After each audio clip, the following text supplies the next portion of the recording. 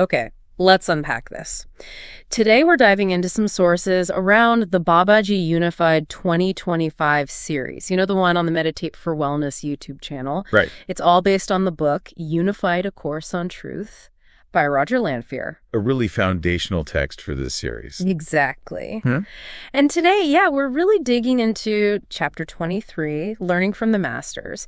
And we're also pulling in some of the insights from the session discussions, too. Which adds so much context. They really do. For listeners who've been following along, this chapter, it feels like a pretty big shift, doesn't it? Oh, definitely. A major transition. We've spent all this time getting grounded in understanding our identity as the higher self. Establishing that base. Right. And now suddenly the focus is shifting. It feels like it's going outward or maybe upward towards actually like communicating with the masters. Mm-hmm. Those who've walked this path, who've completed the journey. It's like moving from knowing something in theory to actually, doing it, applying that spiritual communication. And that's the key, isn't it? You can only really make that leap because of the foundation that's already been laid. You have to have that first. Makes sense. So the mission for us today really is to kind of synthesize the main idea in the chapter, this concept that at the core, I am light.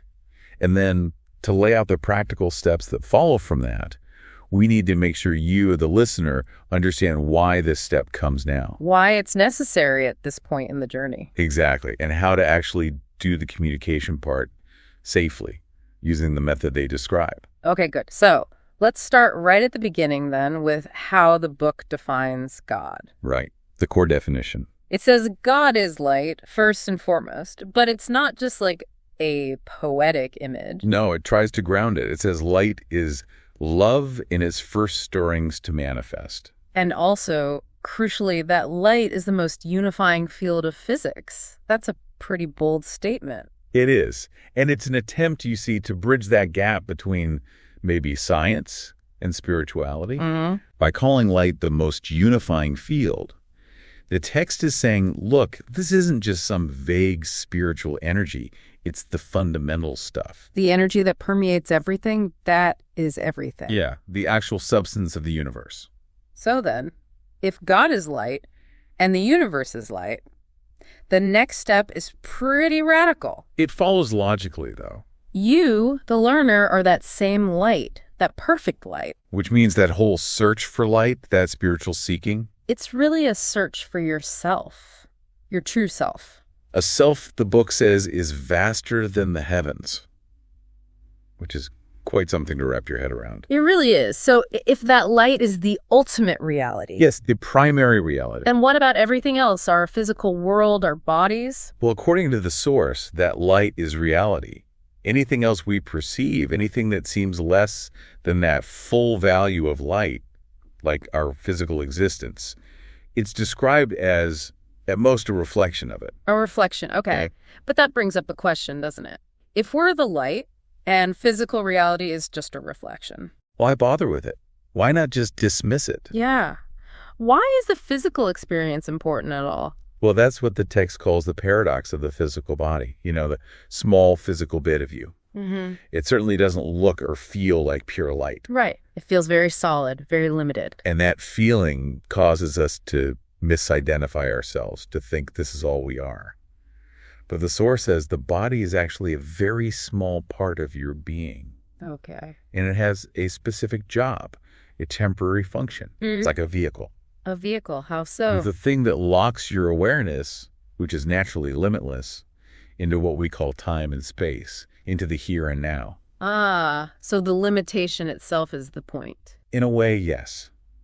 The body's ultimate purpose, its goal, is to let that individualized bit of consciousness, you, experience limitation. Learn within it. And then realize your true identity is that boundless light of God. So you use the limitation to eventually overcome it. Exactly. You use the body to learn how to transcend the very reason the body exists. The here and now, time and space. Wow. Okay. The source even gets quite technical about it.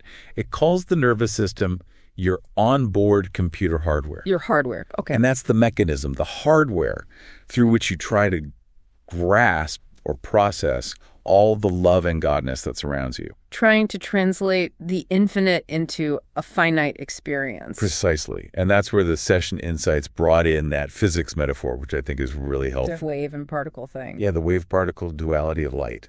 They used it to explain our own dual existence. Okay, how does that work? So the particle nature is like you, the unique individual self, physically present right here, right now. Got it. 1 point. But the wave nature, that's the boundless infinite light, the light that's everywhere in all creation. That's your higher self. The wave extending everywhere. And the really profound part is that both are true at the same time. So you're the particle in the wave. Simultaneously, you're uniquely you, this temporary particle expression, but you're also universally connected as this eternal wave. That duality, being both individual and infinite. Yeah, that's tough for the mind sometimes. It really is.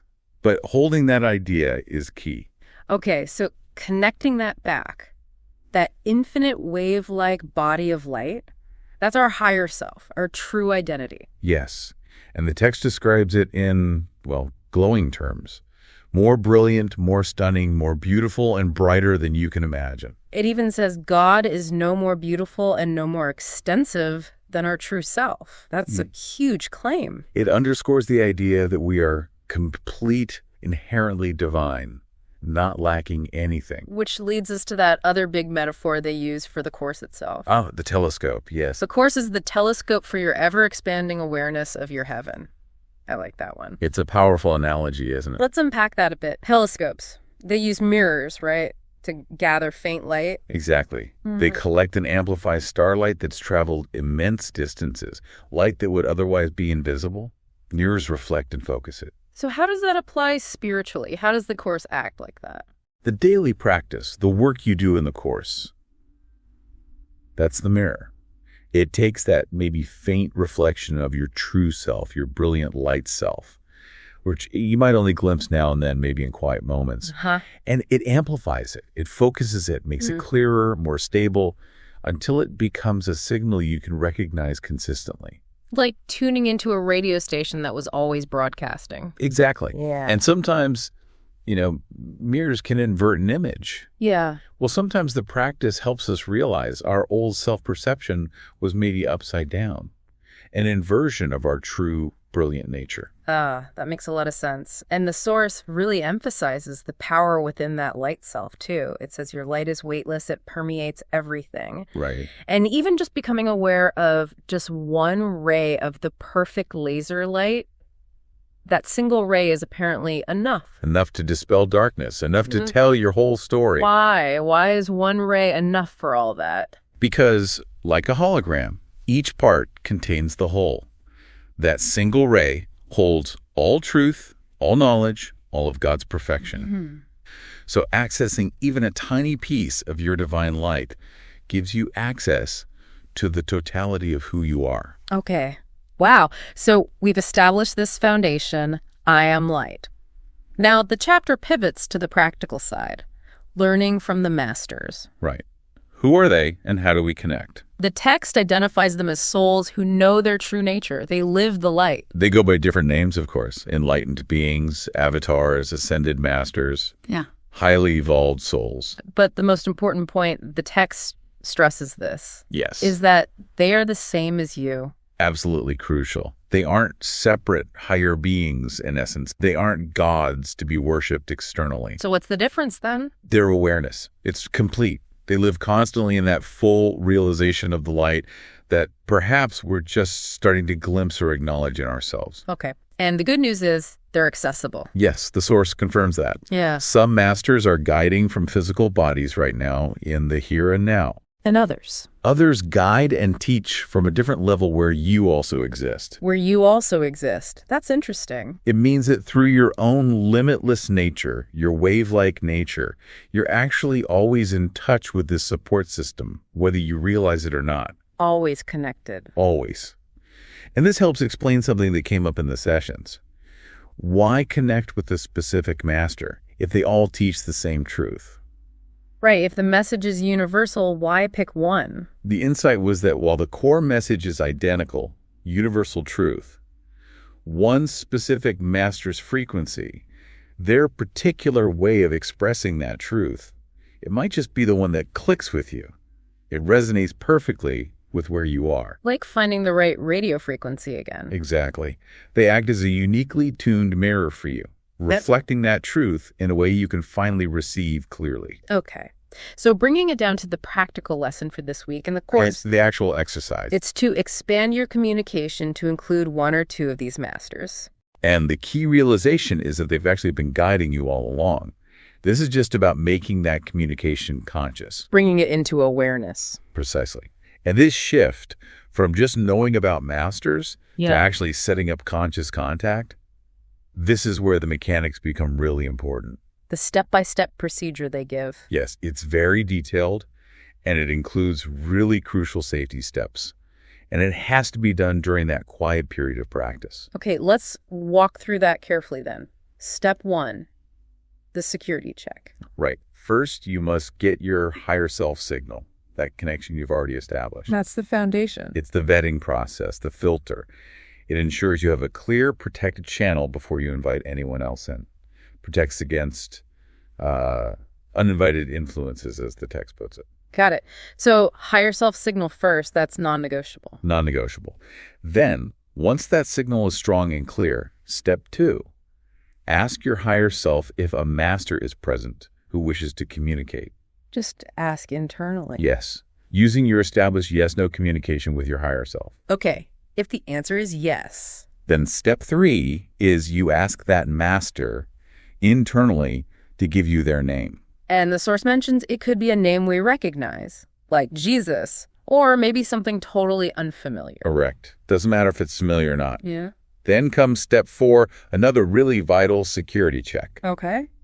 You ask the master to give you their unique signal. It could be a feeling, a movement, a sensation, maybe a visual flash or a sound.